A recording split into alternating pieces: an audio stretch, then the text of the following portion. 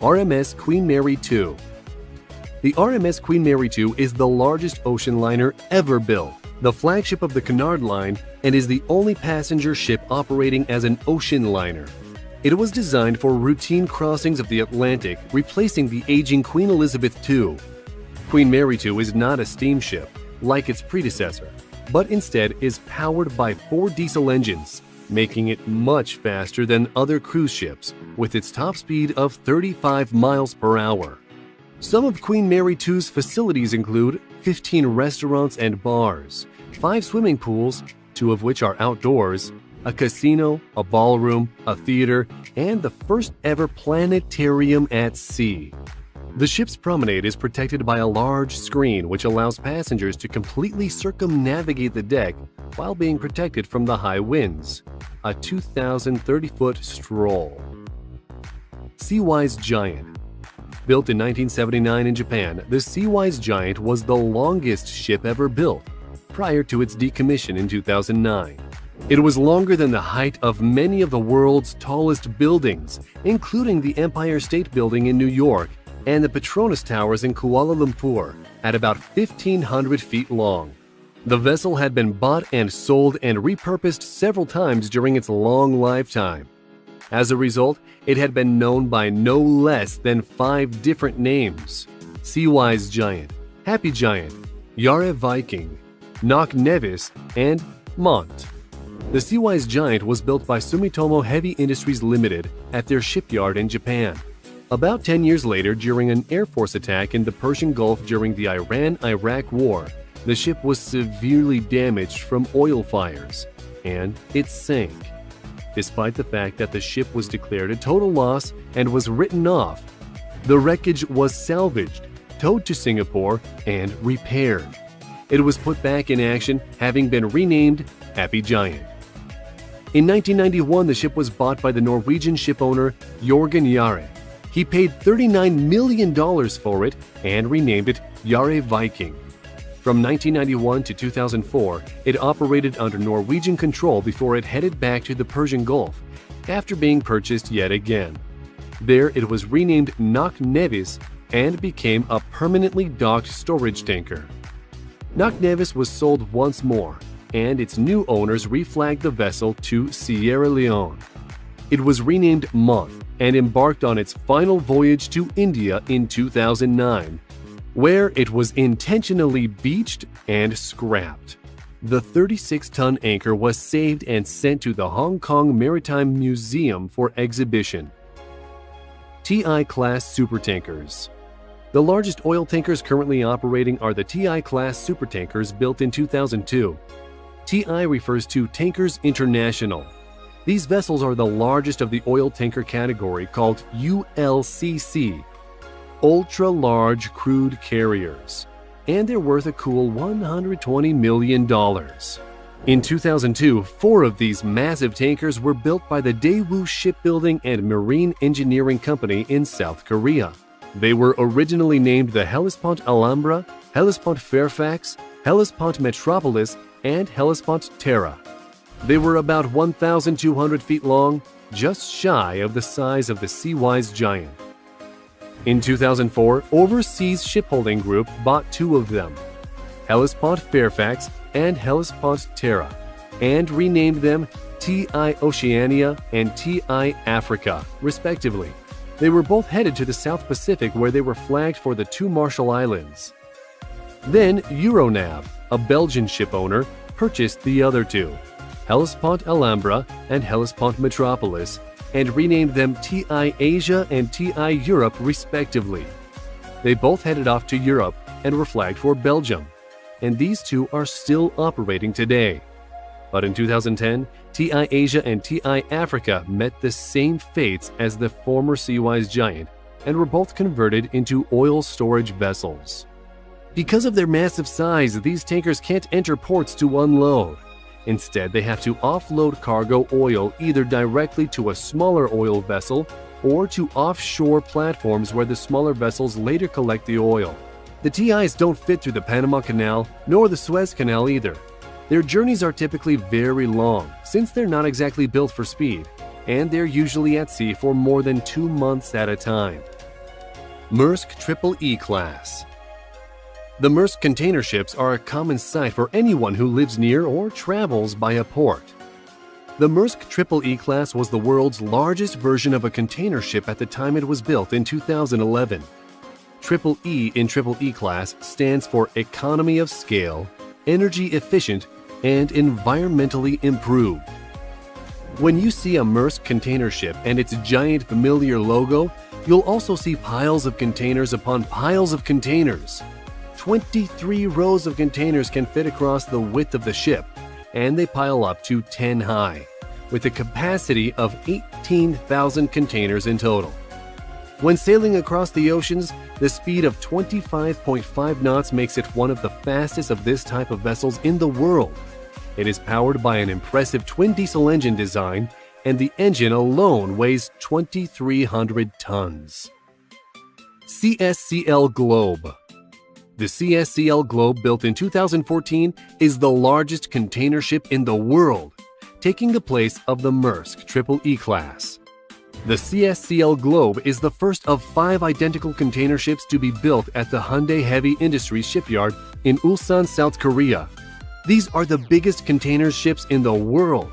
The CSCL Globe is 1,200 feet long, 200 feet wide, with a depth of 100 feet. The large container ship is equivalent to the size of 4 football fields.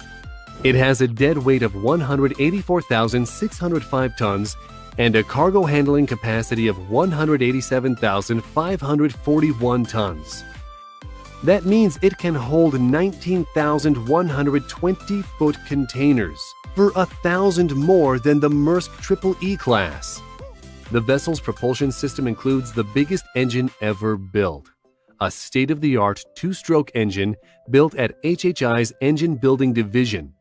It can generate 69,720 kilowatts of power at 84 rotations per minute. The Oasis of the Seas. This giant luxury cruise ship is part of the Royal Caribbean Fleet.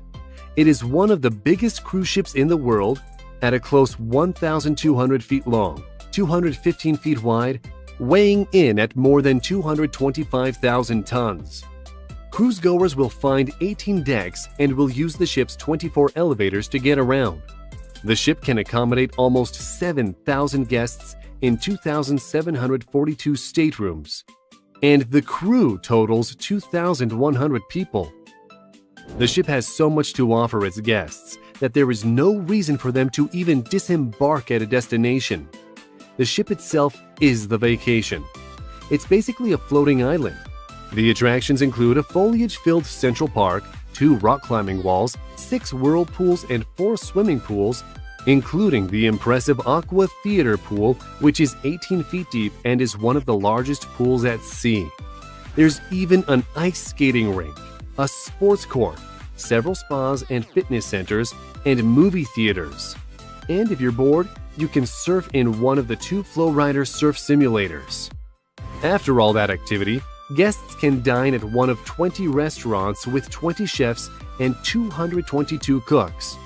For after hours, there are 11 clubs and bars, and 7 retail stores are available for anything you may have forgotten to bring on board.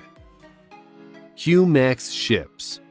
The Q-Max monsters are tank ships called LNG, which transport liquefied natural gas. Hence the name. The Q-Max ships were built in 2009 by Samsung Heavy Industries in South Korea. There are 14 of the ships built at the same time. Q stands for Qatar and Max for the maximum size of ship permitted to dock at the LNG terminals in Qatar. The LNG carrier design features 4 or 6 tanks located along the central line of the vessel, holding 266,000 cubic meters of LNG. The first trip by a Q-Max tanker was completed the same year it was built, traveling to the port of Bilbao, Spain, having transited the Suez Canal for the first time, a feat not possible by many of the giants on our list. MV Blue Marlin. Imagine a ship so big that it transports other ships. In order to transport a ship that still isn't ocean-ready, or perhaps a damaged warship, or even move a gigantic oil rig, a massive vessel is required.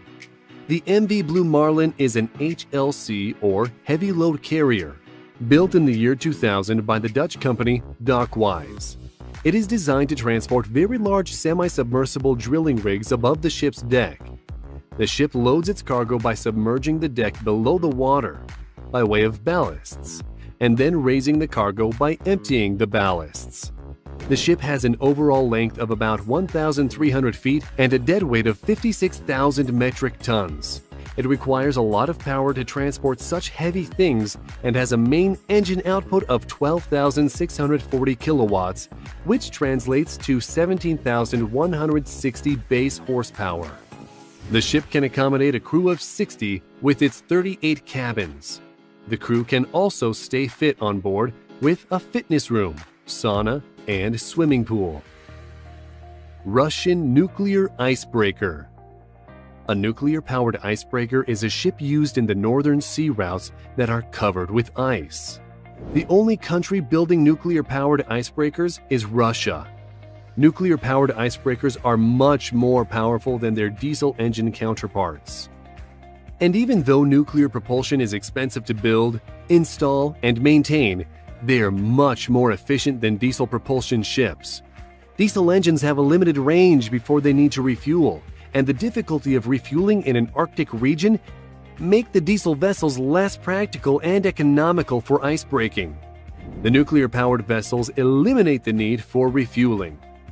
During the winter, the ice along the northern sea route can be up to 7 feet thick, and the Arctic Ocean's ice can be up to 8 feet thick. The nuclear-powered icebreakers can force through that thick ice at speeds up to 12 miles per hour. And in ice-free waters, the ships can go twice that fast. Planet Solar. The polar opposite, pun intended, of the Russian nuclear-powered icebreaker is the MS Turanor Planet Solar, known simply as Planet Solar. It is the largest solar-powered boat in the world. Launched in March 2010, it's a futuristic-looking catamaran-style boat with 2 hulls. The 100-ton ship needs a massive solar array to capture enough energy to push itself through the ocean. About 5,500 square feet of photovoltaic cells charge almost 9 tons of lithium-ion batteries on board that are stored inside the 2 hulls. 2 years after it launched, it became the first solar-powered vehicle ever to circumnavigate the Earth. The aim of the stunt was to focus on public awareness of the importance of renewable energies for environmental protection for the future. We hope you enjoyed this video, and we want to know which is your favorite of these giant vessels. Let us know in the comments.